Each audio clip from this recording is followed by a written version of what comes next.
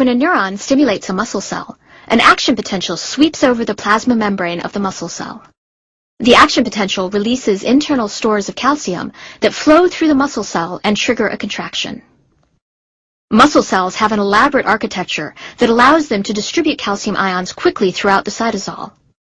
Deep tubular invaginations of the plasma membrane, called T-tubules, crisscross the cell.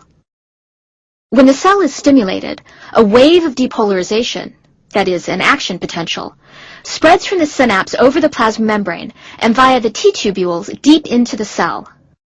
A voltage-sensitive protein in these membranes opens a calcium release channel in the adjacent sarcoplasmic reticulum, which is the major calcium store in muscle cells, thereby releasing a burst of calcium ions all throughout the cytosol of the cell.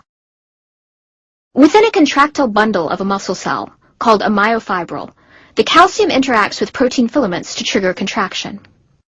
In each contracting unit, or sarcomere, thin actin and thick myosin filaments are juxtaposed, but cannot interact in the absence of calcium.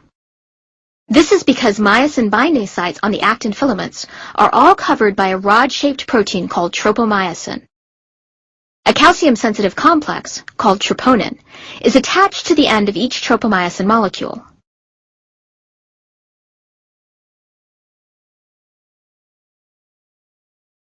When calcium floods the cell, troponin binds to it, moving tropomyosin off the myosin binding sites.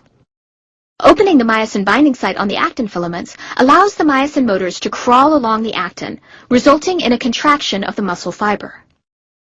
Calcium is then quickly returned to the sarcoplasmic reticulum by the action of a calcium pump. Without calcium, myosin releases actin, and the filaments slide back to their original positions.